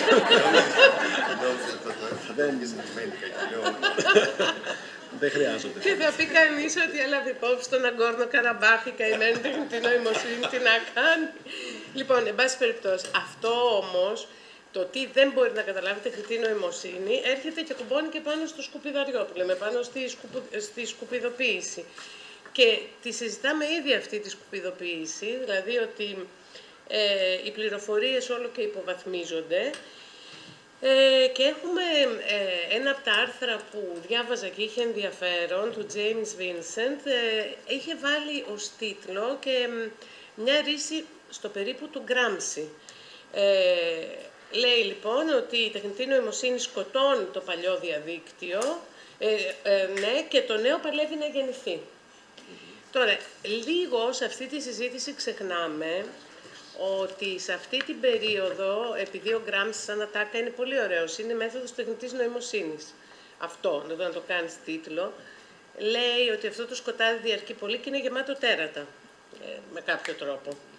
Λοιπόν, επομένως, αν σκεφτούμε ότι εκτός από την εκπαίδευση που έχουν αυτά τα μεγάλα γλωσσικά μοντέλα, πλέον είναι οπωσδήποτε contaminated, έχουν μολυνθεί από δεδομένα που είναι παραγόμενα από τεχνητή νοημοσύνη και η μηχανική μετάφραση επίσης έχει το ίδιο πρόβλημα, τότε ναι, έχουμε πάρα πολύ σοβαρό πρόβλημα σε σχέση με το σκουπιδαριό που θα υπάρχει στο διαδίκτυο. Και αν την ίδια ώρα εκπαιδεύεις τους ανθρώπους στην εύκολη λύση, δηλαδή καλύτερα να σου κάνει η τεχνητή νοημοσύνη μια περιληψούλα από αυτά που έχουν υποθεί για τον Γκράμψη, που να κάθεσαι τώρα να διαβάζεις εσύ Γκράμψη, μπορεί να τον κάνεις και Αργεντίνο. Δηλαδή, πραγματικά είναι καταπληκτικό. Αλλά αν τον εκπαιδεύεις τον κόσμο να δουλεύει έτσι, όχι να πάει να δει το site, όχι να πάει να δει το βιβλίο. Λοιπόν, αυτή όμως η εκπαίδευση με τον ένα με τον άλλο τρόπο είναι και αυτή παλιά. Δηλαδή, η Σαν είχε βγει και την πιστεύανε και έλεγε ότι υπάρχει ένας πολιτισμός στο φεγγάρι και τον ξέρω εγώ και αυτοί μας ξέρουν και λένε ότι είμαστε σούπερ εφημερίδα. Και λέγανε οι αναγνώστες βεβαίως ναι, γιατί όχι. Λοιπόν, και εξωγήινους στον ημιτό είχαμε, από ό,τι θυμάμαι καλά. Και στο 19ο. Ή όταν θες να την κάνεις την καμπάνια, επειδή ο Έντισον έχανε λεφτά και δεν του άρεσε και ο Τέσλα και του έμπαινε στη μύτη, άρχισε να σκοτώνει τη μία σκυλάκια, γατάκια, μετά ελέφαντες για να δείξει ότι είναι το ρεύμα του Τέσλα που το κάνει αυτό, το εναλλασσόμενο. Και ο κόσμος όλος, τα γράφανε οι εφημερίδες, του πίστευε. Και μετά ήρθε η πραγματικότητα και σχόλασε. Έχασε τον πόλεμο των ρευμάτων ο Έντισον. Εντάξει. Φυσικά κάτι έχει αλλάξει. Ότι είναι ταχύτατη αυτή η αναμετάδοση αποπλαισιωμένων πληροφοριών που προϋποθέτει μια πολύ χρονοβόρα διαδικασία αναγωγής και εάν αυτή είναι δυνατή σε μια πηγή αληθείας. Μπορεί δηλαδή να είναι τέτοιος ο... Από εκεί και πέρα τώρα δεν υπάρχει άλλος τρόπος από τη διασταύρωση της πληροφορίας, από το ερωτηματικό όταν δεν μπορεί να διασταυρωθεί, από την επανεπίσκεψη των βιβλίων, γιατί καλά να μην ξέρεις αν σήμερα έφαγε αυγά για πρωινό ο Ζελένσκι. Το αφήνεις και έτσι, γιατί είναι ένα από τα ζητήματα ο Κασελάκης. Οι περισσότερες πληροφορίες όμως που έχουμε εμείς να διαχειριστούμε ως μεταφραστές αφορούν και το παρελθόν. Και εκεί έχουμε την δυνατότητα να μπορέσουμε να εξετάσουμε πράγματα, να διαβάσουμε, να κρίνουμε, να συγκρίνουμε κτλ. Εκτός από την τρέχουσα πληροφορία. Άρα ξαναρχόμαστε στο ζήτημα της επιμονής, της κριτικής ικανότητας και από εκεί και πέρα στον έλεγχο, το συλλογικό πάλι, της πληροφορίας και στην απέτηση τελικά για τη χρησιμοποίηση της τεχνητής νοημοσύνης για στόχους που έχουν ένα νόημα. Δηλαδή για να ελεγχθούν ήδη κάποια συστήματα τα οποία μπορεί να είναι ανεξέλεγκτα και δεν εννοώ να ελεγχθούν νομοθετικά, να δημιουργηθούν, θα μου πείτε σαν το ChatGPT 0. Εν πάση περιπτώσει, συστήματα τα οποία τουλάχιστον σε έναν βαθμό να κόβουν όσο γίνεται αυτή τη διαδρομή, ας πούμε, της τεχνητής νοημοσύνης. Και το πιο σημαντικό είναι να θυμόμαστε ότι δεδομένα και πληροφορία δεν είναι γνώση. Και να το πάμε ανάποδα, δηλαδή, για το τι είναι τελικά γνώση και πώς δουλεύουμε. Δεν ξέρω αν απάντησα τώρα. Ναι, νομίζω μέσα σε όλα αυτά, εγώ θα έλεγα ότι κάποιος κακόπιστος, ας πούμε, θα μπορούσε κάλλιστα να σκεφτεί ότι είναι κάπως ύποπτη αυτή η τάση ή τέλος πάντων η ιδέα που έχουν οι μεγάλες εταιρείες να αλλάξουν λίγο την λειτουργία των μηχανών αναζήτησης, έτσι ώστε αντί να μας δίνουν μια λίστα με ιεραρχημένες κατά σειρά συνάφειας με τις λέξεις κλειδιά μας, ιστοσελίδες, για να πάμε εμείς στις ιστοσελίδες αυτές και να ψάξουμε την πληροφορία που θέλουμε, να μας δίνουν απλώς μια περίληψη από το LLM τους, έτσι, και να μας λένε αυτή είναι η πληροφορία που ψάχνεις. Φαντάζομαι ότι η μετάφραση αυτό θα είναι τρομακτικό πρόβλημα. Λοιπόν, πάντως, Βασίλη, και η λέξη κλειδιά δεν είναι αποειδεολογικοποιημένη σε κανένα σύστημα οργάνωσης της γνώσης. Δηλαδή, όπου βάζεις μοντελοποίηση, βάζεις ιδεολογία. Απλώς εδώ έρχεται και γίνεται ακόμα χειρότερο. Και στη μετάφραση θα μας στερήσει πηγές. Δεν είναι μόνο το perception και το bias, ας πούμε. Αυτό. Ναι. Ωραία. Πάντως αυτό που λες για τις απαντήσεις των μηχανών αναζήτησης είναι καταπληκτικό, έτσι. Από τη μεριά της τεχνητής νοημοσύνης, θεωρητικά, υπάρχουν δύο πράγματα που είναι το ιερό δεσκοπότηρο. Έτσι. Ένα σύστημα τεχνητής νοημοσύνης πρέπει να απαντά ορθά, έτσι, και πλήρως. Ωραία. Δηλαδή να σου δίνει όλες τις απαντήσεις, έτσι. Και οι απαντήσεις να είναι σωστές. Ακριβείς. Να είναι ακριβείς. Λοιπόν, αυτό το οποίο βλέπουμε μέχρι στιγμής, σε αυτήν την καινούργια τάση, η οποία είναι πολύ ενδιαφέρουσα, έτσι, μην ψάχνεις τώρα, φιλαράκο, παρακάτω, κοίταξε, 5 γραμμές, έτσι. τις περισσότερες φορές τουλάχιστον εγώ έχω βρεθεί εκπλήξεως, έτσι. Και πάρα πολλές φορές βλέπεις, καταλαβαίνεις αμέσως την μεροληψία, έτσι, το bias, την πόλωση που υπήρχε στα δεδομένα τα οποία παρήγαγαν, έτσι, την απάντηση περιληπτική. Okay. Με ειδοποιεί εδώ ο Κωνσταντίνο ότι πρέπει να έχουμε πιο κοντά τα μικρόφωνά μας. Οπότε... Ωραία. Πάμε, επειδή έχουμε αρχίσει τώρα μια σειρά ερωτήσεων που θίγουν διάφορα προβλήματα. Το ένα ήταν η τεχνητή νοημοσύνη και η αναζήτηση της πληροφορίας. Έτσι. Το επόμενο είναι η διαφάνεια.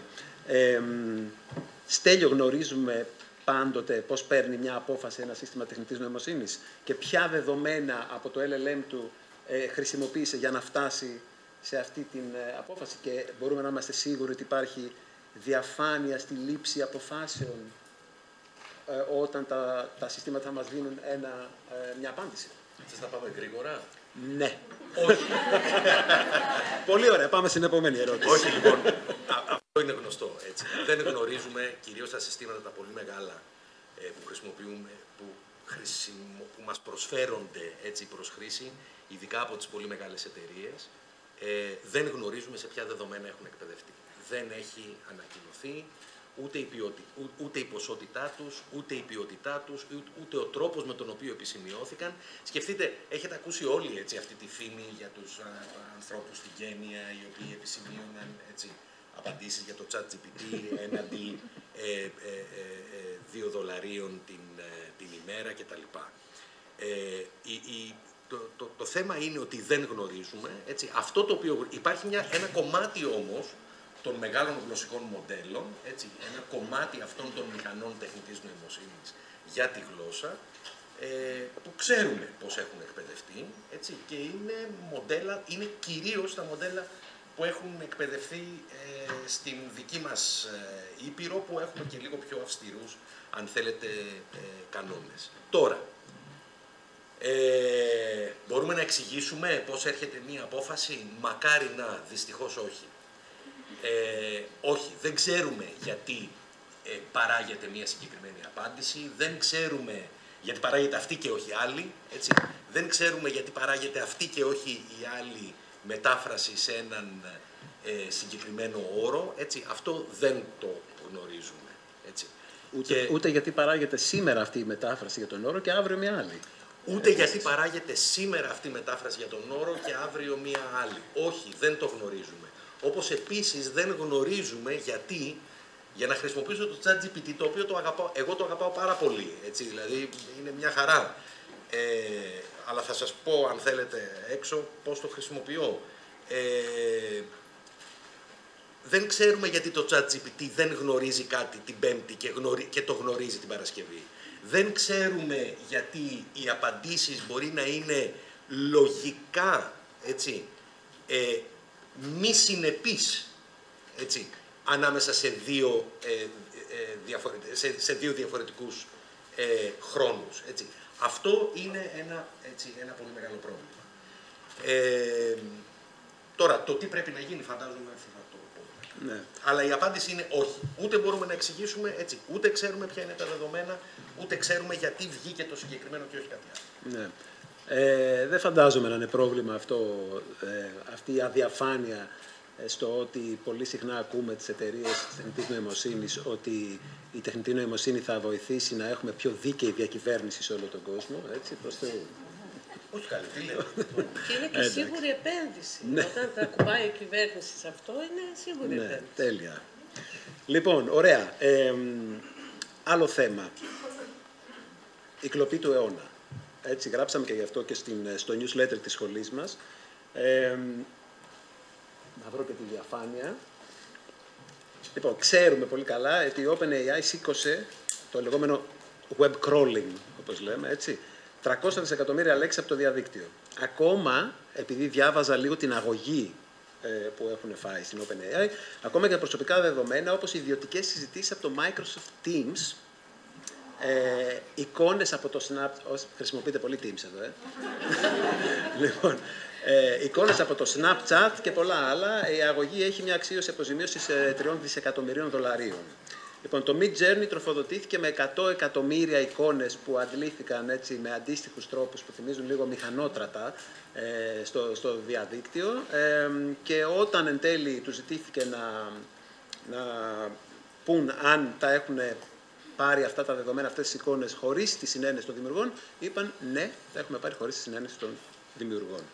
Λοιπόν, με 5.000 νέα μεγάλα γλωσσικά μοντέλα κάθε εβδομάδα, μπορούμε να είμαστε σίγουροι ότι αυτό το πράγμα γίνεται πια παντού. Εντάξει.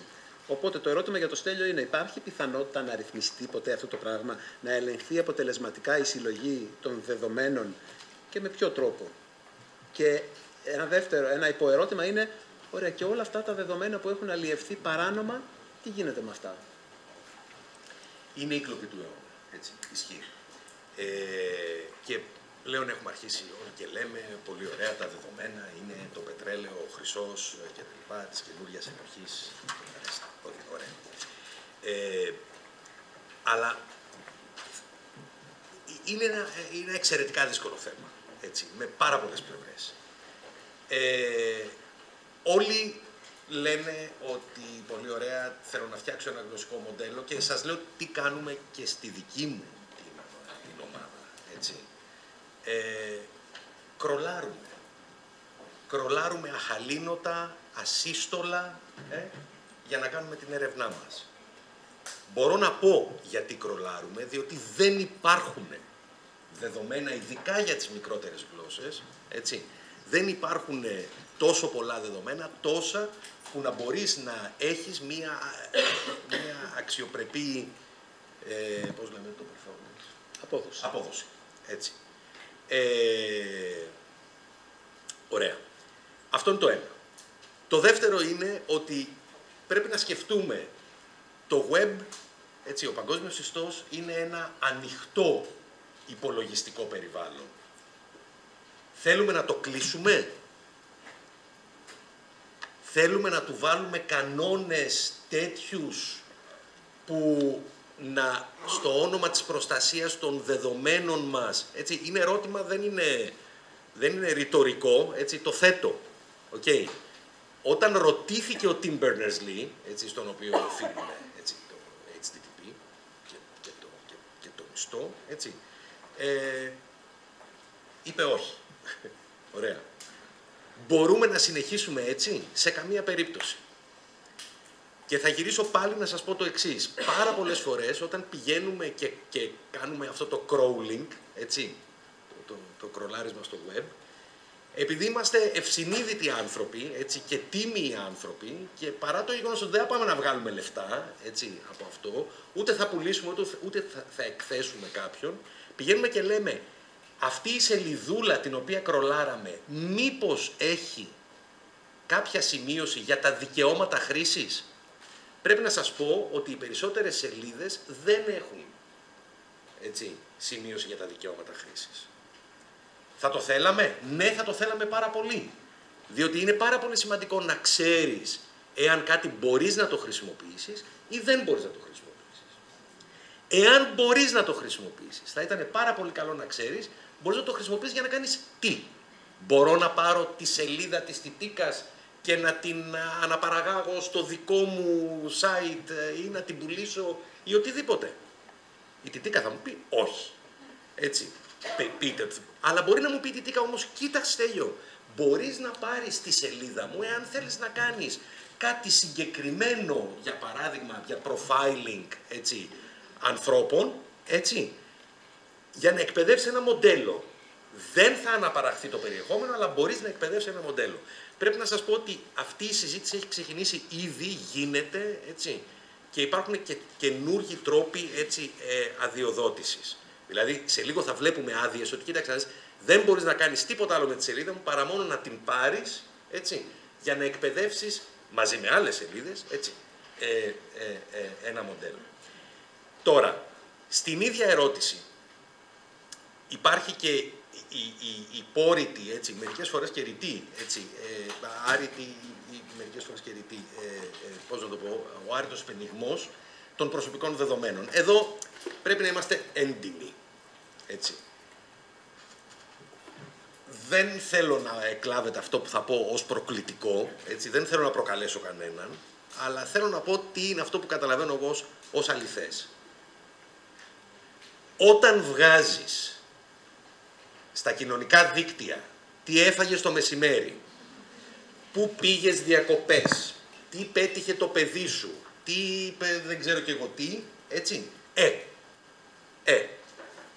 νομίζω ότι μάλλον δεν θα είναι μεγάλο πρόβλημα το ότι μπορεί να πει, έτσι, το ChatGPT, ο Στέλιος Υπερίδης, ΑΒΓΔ, έτσι.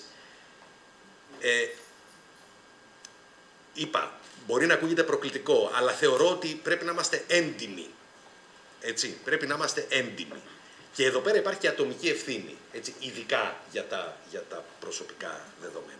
Εάν εμείς λοιπόν είμαστε μια χαρά με αυτά, έτσι, τότε θα μπορούμε και θα έχουμε το δικαίωμα, έτσι, να πάμε και να χτυπήσουμε αλίπητα οποιονδήποτε ήρθε και έκλεψε τα προσωπικά μας δεδομένα, τα οποία εφόσον δεν ήταν εκεί, το τι έφαγα το πρωί και αν ήπια καφέ και δεν ξέρω και εγώ τι, και αν πίνω εσπρέσο και πώς τον πίνω, ωραία, θα έχω κάθε δικαίωμα μετά να βγω και να κάνω, πώς το έλεγε η Ζέτα Μακρυπούλια στο παραπέντε, μηνύσεις. Εντάξει, τα δεδομένα από το Teams όμως είναι τέτοιου τύπου. Δεν τα βγάζεις για να βγουν. Ναι. Απλώς λέω, έτσι, ότι τα δεδομένα των δικτύων αυτή τη στιγμή, έτσι, τροφοδοτούν κατά ένα πολύ μεγάλο μέρος. Θέλω να πω ένα πράγμα το οποίο είναι κάπως καινούριο, έτσι. Στην Ευρώπη όλη αυτή η ιστορία της αχαλήνωτης χρήσης της ληστείας, έτσι ακριβώς είναι, του αιώνα, είναι κάτι που την απασχολεί πάρα πολύ. Η Ευρώπη έχει πάντοτε αυτή την ιστορία, την τάση, έτσι, να θέλει να νομοθετήσει, να κάνει χάρτες, το ένα, το άλλο κτλ. Ένα πράγμα το οποίο προσπαθεί τώρα να κάνει, και το λέω επειδή αναφέρθηκε σε κάτι με το οποίο εμπλέκομαι, έτσι, είναι να χτίσει μια κοινωνία, έτσι, μέσα στην οποία θα μπορεί να λειτουργεί και η οικονομία των δεδομένων. Έτσι. Διότι αν τα δεδομένα πράγματι είναι χρυσός, έτσι, υπάρχει μια οικονομία η οποία μπορεί να χτιστεί, έτσι, γύρω από τα δεδομένα. Και για να λειτουργήσει αυτή η οικονομία προσπαθούμε να στήσουμε με κάποιο τρόπο, παρέα με την Ευρωπαϊκή Επιτροπή, στα πλαίσια της Ευρωπαϊκής Επιτροπής, προσπαθούμε να στήσουμε ένα πολύ μεγάλο δίκτυο, έτσι, το οποίο το ονομάζουμε data space. Έτσι. Και θα υπάρχουν data spaces για τη γλώσσα, θα υπάρχουν data spaces για την επιστήμη, θα υπάρχουν data spaces για τα μέσα κτλ. Θα πετύχει, ελπίζουμε. Έτσι. Ποιος είναι ο λόγος που το κάνουμε? Για να ενισχύσουμε τη συνείδηση, έτσι, που έχει ο καθένας της αξίας των δεδομένων, έτσι, από τη μία μεριά, και βεβαίως με κάποιο τρόπο να μπορέσουμε να προστατέψουμε και η επόμενη ληστεία να μην είναι, έτσι, τόσο πολύ μεγάλη όπως αυτή που έγινε. Τα έχουν πάρει όλα τώρα, δεν νομίζω. Επειδή βλέπω, ναι, έχει ένα πολύ ωραίο πράγμα η γλώσσα. Έχει ένα πολύ ωραίο πράγμα η γλώσσα. Η γλώσσα είναι δυναμική. Η γλώσσα την οποία μιλάει η κόρη μου σήμερα, μερικές φορές, έτσι, η γυναίκα μου, η οποία τη βλέπω κιόλας, έτσι, μερικές φορές με προειδεύει, δεν το ξέρεις. Ναι, μερικές φορές δεν καταλαβαίνω τι λέει, έτσι, και βεβαίως είμαι αρκετά, πώς να το πω, προσεκτικός και δεν κοιτάζω το κινητό της, έτσι. Αλλά αν κοίταζα και το τι έγραφε, εκεί δηλαδή πεδίο δόξης λαμπρών. Η γλώσσα λοιπόν εξελίσσεται συντακτικά, εξελίσσεται λεξιλογικά, οι λέξεις, έτσι, διατρέχουν σημασιολογικές τροχές, άρα ο άνθρωπος πάντοτε θα είναι μπροστά από τη μηχανή.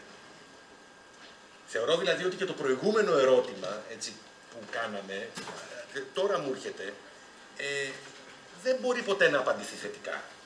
Θα τρέχει η μηχανή εξωπίσω μας, δηλαδή. Η μηχανή θα τρέχει μοιραία εξωπίσω μας, έτσι. Όλοι έχουμε χρησιμοποιήσει, πώς θα λέμε, translation, μεταφραστικές μνήμες, συστήματα αυτόματης μετάφρασης, νευρονικής, μουσουξουτού, οτιδήποτε. Έτσι. Σκεφτείτε το καλύτερο σύστημα, το καλύτερο, το 2011, και να του δίνατε ένα κείμενο για COVID-19. Τι θα περιμένατε ως απόκριση? Έτσι. Δεν υπήρχε τίποτε στο σώμα εκπαίδευσης, δεν υπήρχε τίποτε σε οποιαδήποτε ορολογική ή άλλη μνήμη κτλ. Εγώ είμαι πεισμένος γι' αυτό. Έτσι. Είμαι πεισμένος ότι θα υπάρχει πάντοτε μία υστέρηση. Τώρα, εάν τα πράγματα πάνε εκεί που έχουμε τις πιο σούπερ μηχανές και μπορούμε και εκπαιδεύουμε κάθε βράδυ και δημιουργήσουμε έναν πλανήτη όπου η υπερθέρμανση μας εξοντώσει, αυτό είναι ένα θέμα το οποίο το συζητάμε. Ωραία. Να προλάβουμε να πούμε και κάποια πράγματα και για τα γλωσσικά επαγγέλματα, δηλαδή τη σχέση των συστημάτων αυτών και με τη μετάφραση και με τη συγγραφή κειμένων. Να ξεκινήσω από τη συγγραφή, τη ΤΙΚΑ. Έχουμε ακούσει πολλές φορές ότι τα συστήματα αυτά θα μας γλιτώσουν από ένα σωρό βαρετές εργασίες, μεταξύ των οποίων και η συγγραφή κειμένων. Είδα και ένα πολύ ωραίο άρθρο που λέει 5 πράγματα που δεν χρειάζεται πλέον να κάνετε. Το πρώτο ήταν writing. Λοιπόν, το δεύτερο thinking. Ναι. Το paying δεν υπήρχε μέσα πάντως. Λοιπόν, διατρέχουμε, η ερώτηση μάλλον είναι ρητορική, αλλά διατρέχουμε κάποιον κίνδυνο αν μεγαλώσουμε μια γενιά μαθητών που θα αναθέτουν σε ένα τέτοιο σύστημα να τους γράψει τα email τους, τις εκθέσεις τους, τις εργασίες τους, μια επιστολή διαμαρτυρίας, μια ερωτική επιστολή. Είναι πράγματι χαμένος χρόνος όλα αυτά τα προσχέδια που κάνουμε γράφοντας ένα κείμενο, αναδιατάσσοντας λέξεις, αναδιατάσσοντας προτάσεις, αναδιατυπώνοντας τη σκέψη μας μέχρι να φτάσει το κείμενό μας στο επίπεδο που το επιθυμούμε. Εάν το κάνουμε αυτό στην εκπαίδευση και πετύχει κιόλας, εκεί θα υπάρξει ένα σημείο καμπής μεγάλο. Δηλαδή, γίνεται μια προσπάθεια έτσι κι αλλιώς στην εκπαίδευση εργαλειοποίησης. Γίνεται η γνώση φραγκοδίφραγκα, κατακαιρματίζεται σε δεξιότητες, δεξιότητες των δεξιοτήτων, δεξιότητες σε σχέση με το τάδε εργαλείο. Υπάρχει δηλαδή μια αποπλαισίωση συνολική. Εάν μέσα σε αυτήν την αποπλαισίωση που ταιριάζουν και τα εργαλεία μια χαρά, έχουμε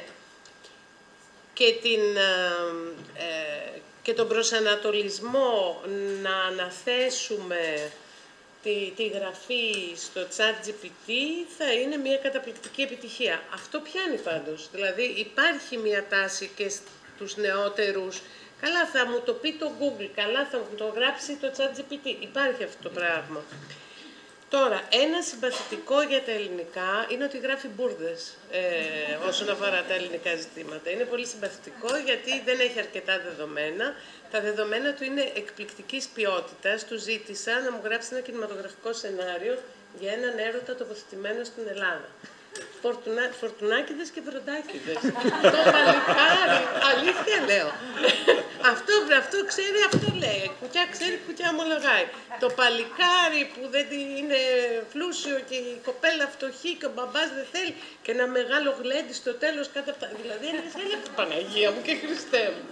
Δηλαδή, ένα είναι αυτό. Το δεύτερο είναι ότι επειδή αυτή η μεταβολή ανθρωπολογική που στηρίζεται στο χειρισμό, στη χειραγώγηση, είναι ευρύτατη και περνάει από πολλούς θεσμούς μέσα στην κοινωνία, δηλαδή και δημιουργείται ένα αποξενωτικό πλαίσιο το οποίο γίνεται και αποδεκτό, ασμένος. Δηλαδή, εγώ πλέον δεν θέλω να εκφράζομαι, θα με εκφράζει το αναμάσιμα, διότι περί αυτού πρόκειται. Αυτό που Στέλιος έχει απόλυτο δίκιο. Δηλαδή, αναμασά ό,τι έχει μέσα το ChatGPT, όλα τα μοντέλα. Το γυρίζει από εδώ, το γυρίζει από εκεί, αλλά δεν μπορεί να το πάει παραπέρα.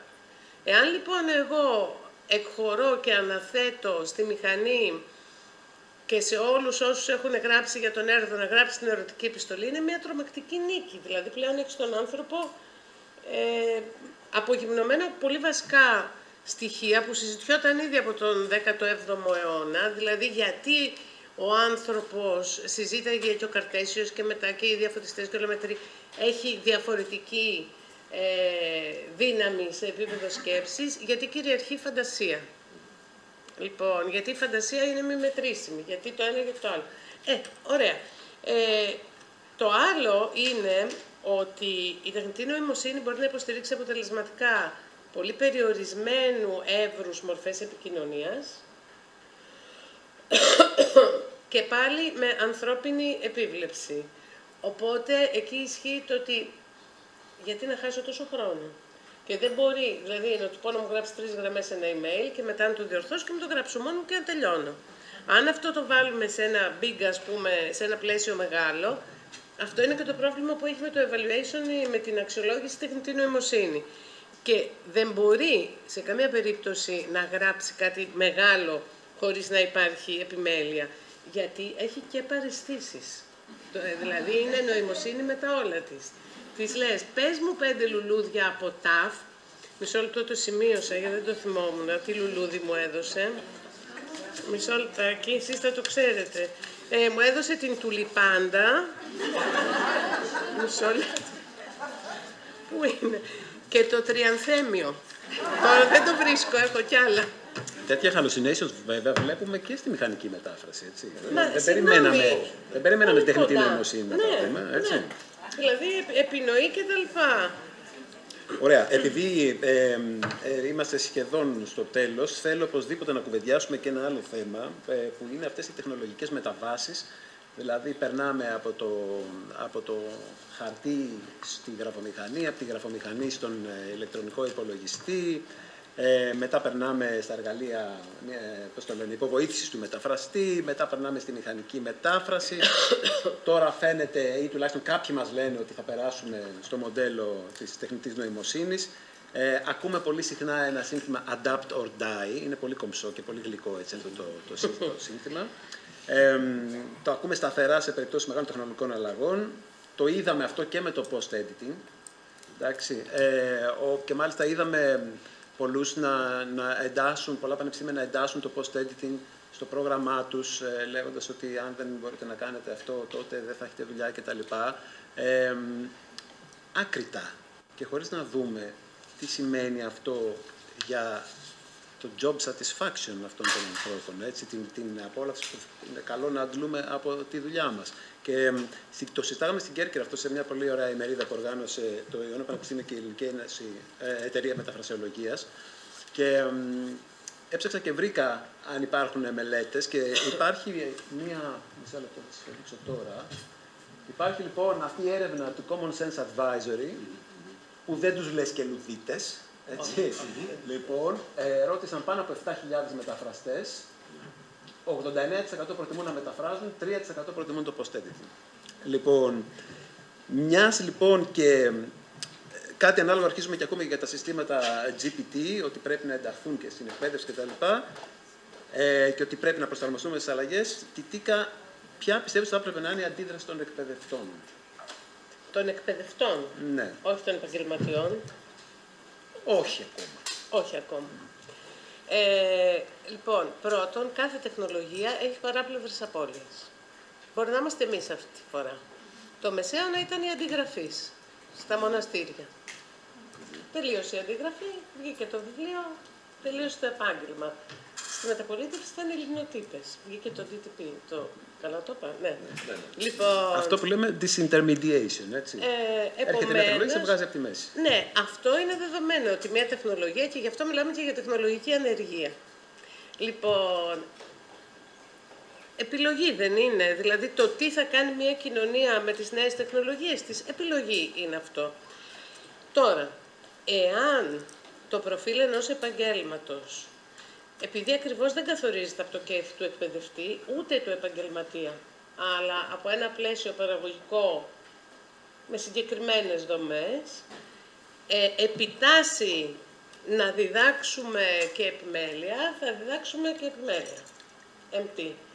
Και καλό είναι να λέμε στους φοιτητές και τις φοιτητριές μας και τους σπουδαστές κτλ. Ότι εγώ στο δείχνω και εσύ κανώνεις την πορεία σου. Άμα δεν σ' αρέσει και μπορείς να μην το κάνεις και μπορείς να ζήσεις αλλιώς, με γεια σου και με χαρά σου. Αν βρεθείς στα δύσκολα, μάθε το. Αυτή είναι η δική μου η αντίληψη. Και φυσικά να παρουσιάζουμε όλο το πακέτο της τεχνητής νοημοσύνης. Δηλαδή, δεν μπορούμε να πούμε πώς λειτουργεί, είπαμε είναι από αυτά τα ωραία, ότι εκατομμύρια για κάτι που δεν ξέρουμε πώς λειτουργεί, αλλά τουλάχιστον να καταλαβαίνουν ότι είναι ένα απλό τέριασμα, ένα matching από patterns, ας πούμε, από σχήματα, ένα τέριασμα από σχήματα, το οποίο δεν μπορεί να τους εξασφαλίσει ποτέ καμία αξιοπιστία. Δηλαδή πρέπει να το ψάχνουν. Εγώ αυτό έκανα και με την...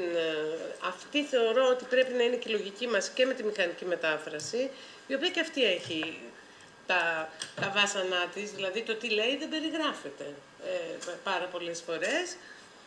Και ας είναι και νευρονική, και ας είναι και TN, και τεχνητή νοημοσύνη κτλ.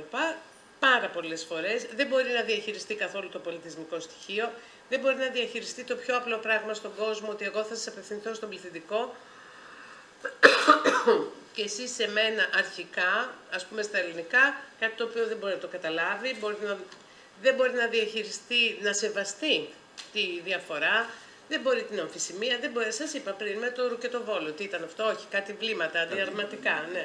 Λοιπόν, εντάξει, δεν πρέπει να έχουμε λουδίτικη, παρότι εγώ μια χαρά την λουδίτησα θεωρώ τον εαυτό μου, αλλά εντάξει, προσέγγιση, υπό ποια έννοια, ότι δεν μας φταίει η μηχανή. Μας φταίνε άλλα γύρω-γύρω για αυτό που γίνεται. Γιατί θα μπορούσαμε να έχουμε στη διάθεσή μας την τεχνητή νοημοσύνη, διαφανή όμως, να ξέρουμε και τι πράγματα διαβάζουμε, γιατί έχει μεγάλο νόημα να κάνετε καμιά αναζήτηση στο ChatGPT hot. Ρωτήστε τι γνώμη έχεις για τον κομμουνισμό, τι γνώμη έχεις για τον καπιταλισμό και κάντε μια σύγκριση. Καθόλου δεν φαίνεται εκεί τίποτα, καμία κυριαρχία άποψη, κανένα bias, είναι καταπληκτικές οι απαντήσεις. Λοιπόν, να δείχνουμε αυτά είναι τα εργαλεία, δεν είναι δύσκολο να τα μάθετε. Όταν βγείτε στο επάγγελμα, αποφασίστε πώς και για ποιον θέλετε να δουλεύετε ή να μην δουλεύετε. Και παράλληλα, για να αποφασίσουν, όμως πρέπει να ξέρουν. Φυσικά. Πρέπει να ξέρουν. Αν τους λες ότι τους περιμένει ο παράδεισος της μετάφρασης, αυτό είναι έγκλημα καθουσιώσεως εξ αρχής. Δεν υπάρχει παράδεισος γιατί δεν υπάρχει ενδιαφέρον, υπάρχει εργαλειοποίηση της γλώσσας, εργαλειοποίηση της εκπαίδευσης, εργαλειοποίηση της επικοινωνίας. Το αποδίδει ο καθένας όπου θέλει.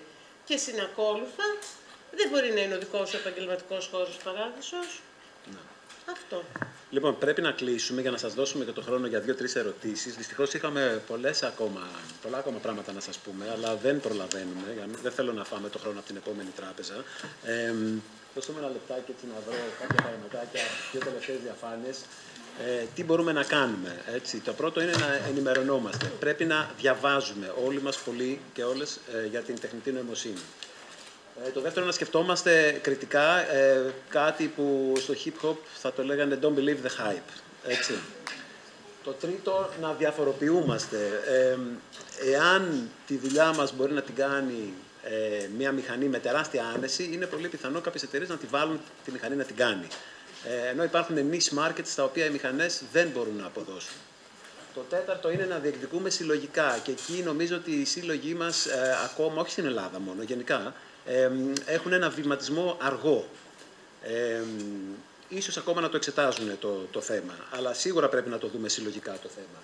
Και το πέμπτο είναι πάντοτε να προστατεύουμε τις αξίες μας, τον άνθρωπο και τα δικαιώματά μας. Λοιπόν, και θυμίζω ένα tweet του Sam Altman, ο οποίος είναι ο επικεφαλής της OpenAI, ο CEO ακριβώς, και είπε «I am a stochastic parrot and so are you».